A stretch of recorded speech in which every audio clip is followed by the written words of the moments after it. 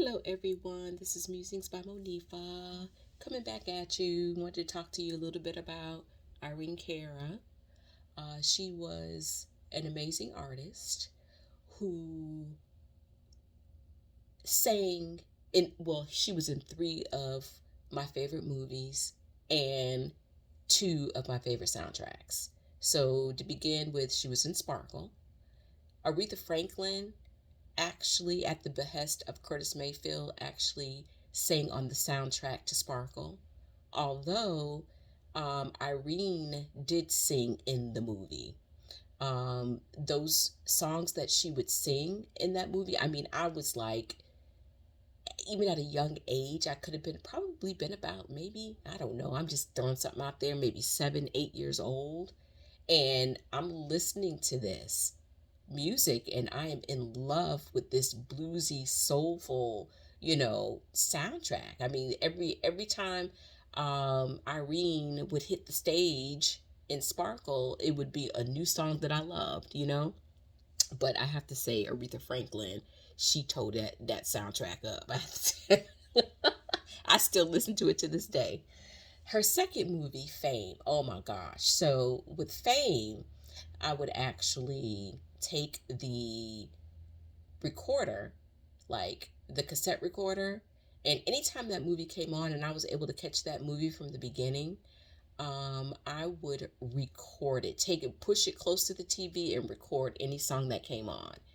Um, let's say Flashdance. I absolutely love me some Flashdance. I love that. What a Feeling. That's the best song out of that whole soundtrack to me. But I will have to say though, when we go back to Fame, it's really interesting because I do believe she sang a song called Body Electric. I sing the Body Electric. I celebrate the me yet to come.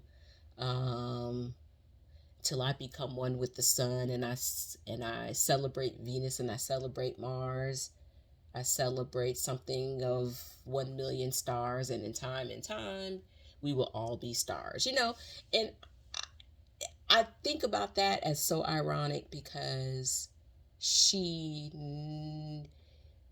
her star burned so bright but yet so quickly, you know.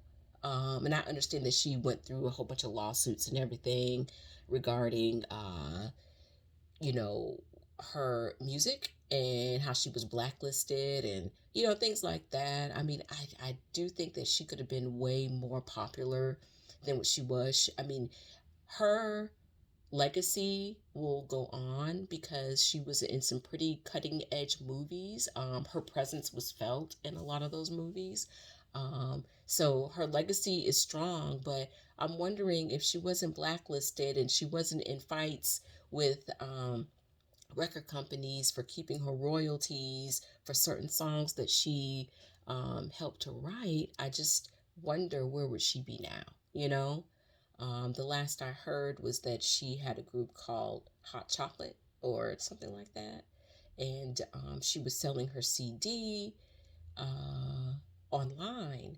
And it was pretty much covers of songs that were done a different kind of ways. A couple of things I heard was pretty snazzy, but it doesn't nowhere in near match what her career held for her previously. So with that being said, I wanted to do a reading on the circumstances around her death, and just like the energy. Everybody's kind of keeping secret. They're not really saying anything. The autopsy is done, but you know, I just wonder, what was going on. According to the cards, again, I did the Celtic Cross again, and I did spread my cards out before I came on with you guys. But I'm just wondering what is the energy and kind of like what happened. And again, I am learning the tarot. Um, I am still trying to figure myself out with these cards, and so let's see what I find. I did write a couple things down, but who knows what spirit is going to take take from me, or come through, whatever, you know what I mean. Anyway, so the first card that I do get was the King of Swords here. I got the King of Swords. And I keep talking about this deck and talking about this deck, but I never told you guys what deck this is. It is my beautiful deck. It is the Tarot of Mystical Moments. That's what it is. So the first card that I got, and this right here is, because I got to do the Celtic. I got to do the Celtic cross, right? The image for the Querent. So here I get the first card is the King of Swords, and with this card, it's funny that this is a woman. I love how she plays with the women in masculine places. So, um, yeah, I'm looking at this, and I do see that there was definitely a doctor involved. There may have been a consult involved, procedure maybe that was done where she knew what was going on with her, kind of. um, if you can see that, it looks like something procedural. It's in her hand, right? Um, Again, they could have found something. I looking at those lights on a string, and it kind of makes me think that maybe there was some issues with electrodes popping off in her body, like for example, like sometimes you have like heart murmurs or heart heart issues where the electro the elect what am I saying? The electric currents in your body is are not happening the way it should.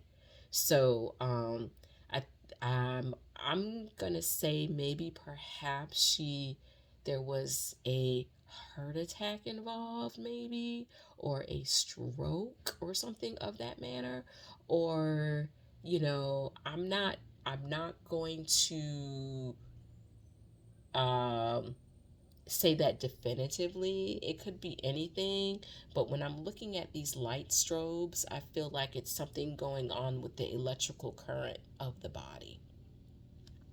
Okay. The second card that I got was the Knight of Pentacles.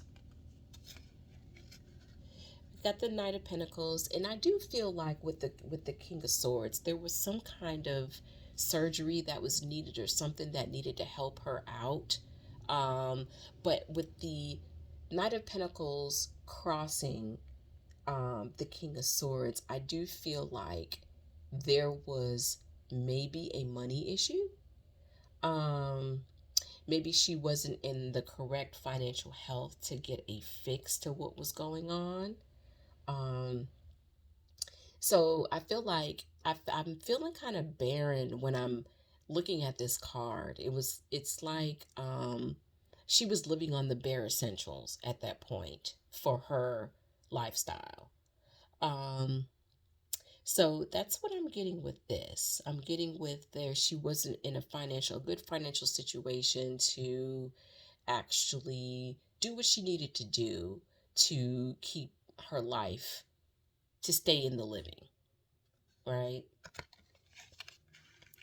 Okay. So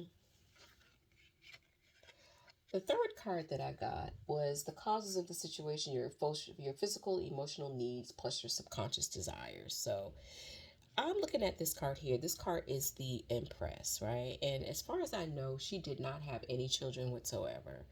I'm thinking that maybe there could have been a feeling of uselessness to her life because she did not have children.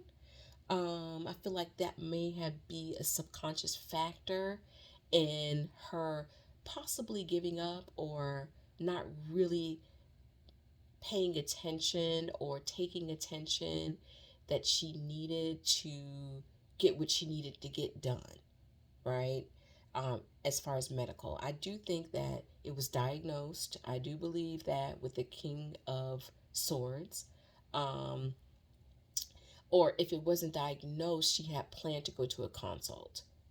There was a consult that was planned. But with here, I do feel like in the back of her head, she was feeling kind of like, hey, um, I'm barren. So this to me, I feel like another barren card here. With the Knight of Pentacles, I see barren financially, and then also we have barren physically, as far as not being able to reproduce children. So yeah. The third, the fourth card I got, which is the past, what's behind you, your creative talents and abilities. So even though with the Ten of Pentacles, I do still believe that she was possibly one of the biggest breadwinners in her family and that she took care of them. I do think that this was once the case. Um, so maybe with the whole financial situation, maybe she was taking care of other people, so she didn't really have any anything left over to really take care of herself. Um, I'm thinking that she might have been taking care of her parents. I don't know. If her parents are still alive, I'm not sure, but she was probably taking care of some family members. Yeah? Okay. So the fifth card that I get is the moon. The fifth card is your goals and your conscious awareness, the best that can be accomplished at present, right? So with me, this is her conscious awareness right here. So if you look at this, I feel like she held secrets. It looks like she was also a very private person, and I do believe that there was a health issue that she was hiding, that she knew that could take her down. Um, we are kind of getting a bird's eye view of what's happening. It is emerging. So if you look at the octopus emerging, right? It's emerging out. So it's almost like um she's aware, but she understands, but she's keeping it hidden. She's keeping her issue hidden, right? So the sixth card that I get, um, and this is what is just before you. So I feel like with the strength card, this is the strength card. I do see that she felt like she had it under control. Whatever this was, she had it under control. And to me, I feel like with even with her face, it looks like there was a bit of concern. As you can see, there is a bit of concern that looks like she was hiding something, and she stayed strong, right? But there was a bit of concern, as you can see in her face. It's like I know what's happening. It was almost like there's really nothing I can do at this point. Um, it looks like also a feeling of surrender too. There's a little bit of surrender there as well, you know. Um, so with the seventh card, I got the Page of Wands. I feel like, she was looking for some cures here and there, you know. Um, some cures within nature. She was learning to do better about diet, exercise. And I do believe with this card, she was somewhat looking for a miracle, you know? She was looking to see what all she could do to manage it, whatever was going on with her. Okay. The eighth card I get is the Hermit card. And this is how people saw her, you know? People felt that she was withdrawn. And the people who actually knew her felt like she felt like she was alone, that she was on her own on this. I do believe that there are people who knew her situation, but she kind of isolated herself in dealing with it on her own. It's kind of how I'm feeling. Okay. So with the High Priestess, I get that. That's the 11th card. And I used to hate this position, but I'm kind of liking it, right? I like the fact that your hopes and your fears, the lesson. I love this position.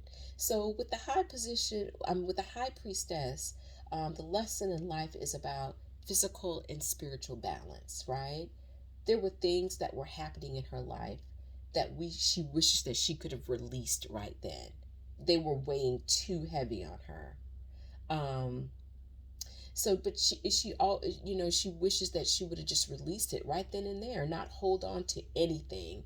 Um, so she just continued to hold on to things and just watched it make her life hell. She made a struggle out of no struggle. Like, she shouldn't have struggled over this, a lot of the stuff that she struggled over. And she wishes she would have paid more attention to her inner life. So when you think about the high priestess, you're thinking about the inner life, right? The intuition, you know, the willingness to be spiritually balanced. This is what she feels that she neglected, was her inner life. Okay. And then the last card that I got was the Two of Cups, right? So this is the final outcome. What will you gain from this experience? The reward, right? So from what I'm getting, she's back in balance with herself. She's got her own back. The relationship with herself was hard to do in the physical, the healing of trauma, and loving on herself. So now she is finally loving on herself in the spiritual. So, with that being said, I'm wishing Irene, Miss Cara, if you're nasty, a wonderful journey um, to the beyond. And her legacy will always be strong and she will always be loved. So, Irene, thank you for everything that you've given us culturally, and um, bon voyage, my dear. All right, musings out. Talk to you guys later. Bye bye.